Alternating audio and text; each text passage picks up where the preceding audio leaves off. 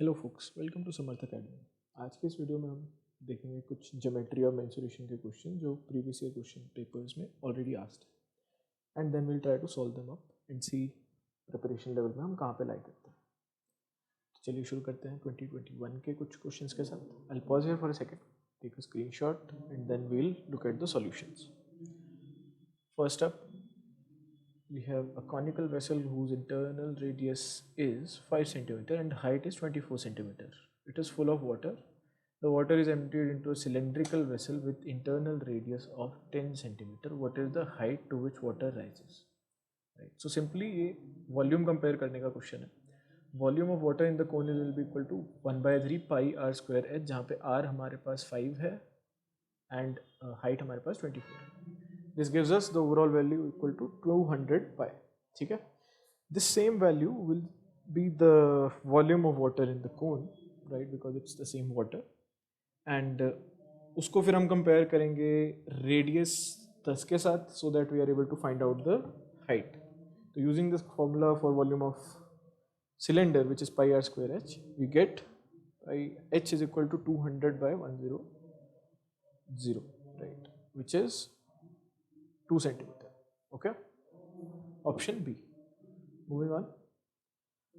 A metal solid cube of side 22 centimeter is melted to make a cone of height 21 centimeter. What is the radius of the base of the cone? तो यहाँ पर हमारे पास volume of cube जो है वो आएगी side cube which is 22 cube, and volume of cone जो है वो है 1/3 pi r square h, right? According to question this should be equal. That means r square is equal to 22 cube divided by volume of cone excluding r square, right? Which gives us 22 centimeters. Option C. Okay, it's fair enough.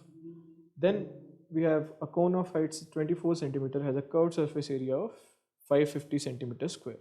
What is the ratio of its radius to slant height? So यहाँ पे pi r l is the formula which we use for curved surface area, right? That is given as 550 centimeter square. It means RL is equal to 175, 25 into 7. It implies L will be equal to under the root 24 square plus R square, right? Now, solving this equation overall using RL equal to 175, we get 576 R square plus r to the power 4 is equal to 5 raised to power 4 multiplied by 7 raised to power 2, or r raised to power 4 into 24 square r square minus 5 raised to power 4 and 7 raised to power square का product equal to 0. इस equation को अगर हम solve करें with by taking r square as x, it gives us r square minus 7 square and r square plus 25 square equal to 0. It implies r is equal to 7. Why? Because r को हम -25 consider नहीं कर सकते. Radius in this case can not be negative, otherwise वो hypothetical case हो जाए. Okay, it means r equal to 7 and the ratio becomes 7:25, because अगर r 7 है तो l कितना होगा 25, right? And now that we have solved it, we would have been able to see कि ये पाइथागोरियन ट्रिपलेट बन रहा है 24, 25 एंड 7 का. तो based on that we could have answered by taking a quick assumption as well. Okay, next we have a rectangular paper is 44 centimeter long and 22 centimeter wide. Let x be the volume of the largest cylinder formed by rolling the paper along the length, and y be the volume of the largest cylinder formed by rolling the paper along the width. Largest cylinder मतलब वो सिर्फ tips पे अपने edges पे touch करेगा. What is the ratio of x to y? Right, तो first one will be where we have the length as height, the other one will be where we have the breadth as height, and जो भी उसके corresponding दूसरी चीज होगी वो बन जाएगी उसकी perimeter, right? तो जो circle होगा base होगा उसका perimeter. Okay, now in this first case where we assume that the radius of where the circumference is 44, that gives us the radius to be equal to 44 divided by 2 pi, which is 7. In the second case, the radius becomes 7/2. Similarly for first case अगर हम height निकालने की कोशिश करें using radius S7, it gives us height equal to 22 because the breadth in that case will be the height. In second case height will be the opposite, which is 44. The volume of first cylinder will be 22 square into 7. Volume of second will be 22 square into 7 by 2. तो ratio क्या आ जाएगी 2:1. Okay, option B. Next, a hollow spherical shell is made up of metal of density 3 gram per centimeter cube. Right, square नहीं यहाँ पर cube होगा. The internal and external radii are 5 and 6 respectively. Then what is the mass of the shell?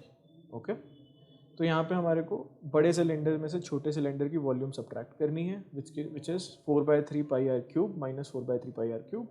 तो r cube यहाँ पर first वाला बड़े वाला होगा 216, छोटे वाला होगा 125. Okay, that gives us 1144/3 centimetre cube.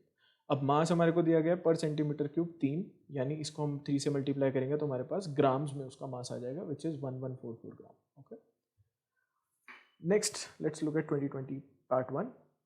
I'll pause for a second, you take a screenshot or pause the video and then we solve. Moving on. Two circles touch internally, right? The sum of their areas is 136 pi centimeter square. The distance between the centers is 4. What are the radii of the circles? Okay. तो हमारे को दिया गया है कि sum of their areas, that means pi r square plus pi r2 square is equal to 136 pi. It means r square plus r square is equal to 136, and second thing which is given is that difference between the radii, distance between the two radii is 4. It means bigger r minus smaller r is 4. Using these two equations we get r square plus 4r minus 60 equal to 0, right? r bigger r को अगर हमने r plus 4 small r plus 4 से substitute कर दिया, then we get r square plus 4r minus 60 equal to 0, which gives us r equal to 6, because minus 10 अगर हम r को लेंगे that is a hypothetical situation, which means r is equal to 6 and bigger r is equal to 10. Option B. Moving on, if the area of a circle and a square are same, then what is the ratio of their perimeters? Area अगर same है तो perimeter का ratio क्या होगा? Area same है मतलब let's assume कि first वाले केस में हमारे पास आता है r square pi r square, second case में हमारे पास एरिया आता है ए स्क्वायर, अगर साइड को ए अज्यूम करते हैं तो हमारे पास a:r की रेशो जो आ जाएगी वो होगी root pi. It implies a is equal to under root pi multiply by r. Perimeter of square अगर साइड a अज्यूम किया तो हमारे पास आ जाता है 4a. पेरीमीटर ऑफ सर्कल जो है हमारे पास आ जाता है 2 pi r. Okay, in this case using equation 1 we get 2 pi r is to 4a which is equal to 2 pi r is to 2 under root pi r, right? तो the ratio becomes under root pi is to 2, which is option C. Okay. Next, a circle of a diameter 8 centimeter is placed in such a manner that it touches two perpendicular lines. Now, a smaller circle is placed in the gap such that it touches the line and the circle. यहाँ पे हमारे पास figure बनाना critical हो जाएगा, so that we are able to understand what exactly is being said here. What is the diameter of the smaller circle? Okay, तो अब यहाँ figure पे देखते हैं. दो हमारे पास ये परपेंडिकुलर लाइंस होगी और एक सर्कल है जो उनको एक्सटर्नली जस्ट टच कर रहे हैं. Then in the gap here there is a smaller circle which is inserted, right, which is just touching these two lines and the circle, the bigger circle. Okay, now the question asked is that ये smaller r जो है into 2 उसकी क्या value? ठीक है, तो first let's look at the bigger triangle. यहाँ पे हमारे पास जो OC1 है उसकी वैल्यू कितनी आएगी? अंडर रूट आर स्क्वायर, और ये वाला जो अमाउंट होगा ये भी आर के बराबर होगा because this is parallel to this and ये हमारे पास ओवरऑल एक स्क्वायर बन गया. तो हमारे पास जो OC1 की वैल्यू है वो है r square plus r square under the root which is root 2r. OC की वैल्यू हमारे पास क्या आ गई? Root 2r. It implies r plus r plus x equal to root 2r, right, which gives us the value of OC1 as under the root 4 square plus x square, right? Under the root 4 square plus 4 square, because जो यहाँ पर हमारे को circle provided है बड़े वाला वो उसका रेडियस है 4. It implies OC1 is equal to x plus 2r plus 4 because r equal to 4 and 4 root 2 is equal to r multiply by root 2 minus 1 plus 2r plus 4. ठीक है, ये इक्वेशन हमारे पास बन गई. इस इक्वेशन को जब हम फर्दर सॉल्व करेंगे तो हमारे पास वैल्यू आती है small r is equal to 4 bracket opens root 2 minus 1 upon root 2 plus 1. अब इसको सिंप्लीफाई करने के लिए we use componendo dividendo multiplying by root 2 minus 1 upon root 2 minus 1 which gives us 4 bracket में 3 माइनस 2 रूट 2. तो overall हमारे पास जो 2r की वैल्यू है, बिकॉज हमारे को क्वेश्चन में क्या पूछा गया, डायमीटर नॉट द रेडियस, तो उसकी वैल्यू कितनी आएगी 8 ब्रैकेट में 3 minus 2 root 2 which is option D. Okay, यहाँ पर रेडियस और डायमीटर का हमारे को ध्यान रखना होगा, because most of the times the silly mistake that will do in this question is कि हम रेडियस निकाल के उसको ऑप्शन बी को मार्क करके आ जाएंगे. Okay, next we have the thickness of a cylinder is 1 foot, the inner radius of the circle is 3, इसका मतलब बाहर वाला रेडियस हो गया 4, height is 7. To paint the inner surface area it requires 1 litre of a particular colour. How much quantity of the same colour is required to paint all the surfaces of the cylinder. Okay, तो हमारे पास एक cylinder है जो कि 1 foot, जो उसकी density कह लो या फिर विड्थ कह लो, जो भी है, राइट. तो उसको हमारे को पेंट करना है पूरा का पूरा, अंदर भी एंड बाहर भी, राइट. तो हमारे पास कौन कौन से एरियाज हैं जो कवर करने हैं, एक तो बाहर का कर्व्ड सरफेस एरिया, अंदर का कर्व्ड सरफेस एरिया, और जो ऊपर और नीचे के जो सरफेसेस हैं एक्सक्लूडिंग द सेंटर वाला सर्कल, वो वाला एरिया हमारे को कवर करना है. ठीक है, तो फॉर्मूला क्या बनेगा, twice pi R H, because जो इनर कर्व्ड सरफेस एरिया उसकी वैल्यू होगी 2 पाई आर एच, बाहर वाला जो है उसकी होगी 2 पाई r1h, जो बड़ा रेडियस है उसको r1 अगर हम कहें तो सेकेंड वाला होगा 2 pi r1h. And then we have to consider the 2 discs which are created by the difference of the 2 areas of bases, right. Smaller base, bigger base minus smaller base. तो bigger base का area कितना होगा 2 pi r1 square minus 2 pi r square. Okay, overall ये हमारे पास total area to be painted आ गया. And हमारे पास ऑलरेडी गिवन किसका है एरिया का, वो है 2 पाई आर एच, उसको हमारे को 1 लीटर पेंट लग रहा है. तो ओवरऑल कितना रेशो लगेगा वो हमारे को यहाँ पर आ जाएगा. यानी इसको अगर हम डिवाइड करते हैं, नीचे वाले इक्वेशन को हम ओवरऑल सिंप्लीफाई करते हैं, because all the values are known to us, right. Smaller r is 3, bigger r is 4 and h is equal to 7. तो इसको जब सॉल्व करते हैं तो हमारे पास आता है 3/8. यानी पेंट हमारे पास कितना रिक्वायर्ड होगा, अगर ऊपर वाले के लिए 1 था तो नीचे वाले के लिए 8/3, राइट. तो 8/3 litre of paint is required to cover everything. अगर इंक्रीमेंटल पूछा गया होता तो आंसर होता 5/3. ओके, लकीली वो यहाँ पर पूछा नहीं गया, तो we are not going to answer 5/3. Okay, then we have a square and a rectangle have equal areas. One side of the rectangle is of length numerically equal to the square of length of the side of square. Then the other side of the rectangle is, okay, तो यहाँ पे assumption के साथ चलते हैं, let the side of the square be a and rectangle की जो length और breadth है वो है L and B. तो हमारे को क्वेश्चन क्या कह रहा है कि जो a square है that is equal to L multiply by B, right. Area equal है, यानी A square is equal to L multiply by B, right. And दूसरी चीज जो लेंथ है that is also equal to, numerically speaking, equal to square of the side of the square, right. तो A square की अगर हम value निकालते हैं numerically, not in terms of the square centimeterage of the area, but just the numerical value, then L is equal to a square. तो अगर L ए square के बराबर है, उसको ऊपर वाली इक्वेशन में हम पुट करते हैं, तो B की value has to be 1, right. तो ऑप्शन सी हमारे पास यहाँ पे करेक्ट होगा. आगे चलते हैं, 1 सेकेंड के लिए यहाँ पर पॉज करेंगे हम और देखेंगे इन क्वेश्चंस को सॉल्व करके. Then we move on to the solutions. Okay, first we have the corners of a square of side a are cut away so that so as to form a regular octagon. Okay, तो यहाँ पे भी figure हमारा important बन जाता है. A B C D, let A B C D be the original square and E F G H I J K L be the octagon which is formed, and this is a regular octagon. Regular octagon मतलब इसकी सारी side जो है वो equal होंगी, सारे angle जो बनेंगे वो इक्वल होंगे. Okay, now if we consider these 3 sides A E F and F D, तो AE plus FD is equal to side of triangle, side of square minus one side of octagon. ठीक है, let the side of square be x, तो इसको अगर हम यहाँ पे use करते हैं तो हमारे पास इन ट्राइंगल AEL, ये यहाँ पे राइट एंगल ट्राइंगल बन जाएगा because angle A as you know one angle of square it will be 90 degree. It means जो हमारे पास LE स्क्वायर है, जो साइड ऑफ ऑक्टागन है, उसका स्क्वायर जो होगा that should be equal to square of AE plus square of AL, right? And AE and AL, both these sides will be equal because both of them are regular figures, right? तो इसका मतलब ये दोनों sides बराबर होंगी। AE square is equal to x square by 2, AE is equal to x upon root 2। अब इसको अगर हम इक्वेशन 1 में यूज करेंगे, इक्वेशन 1 क्या थी?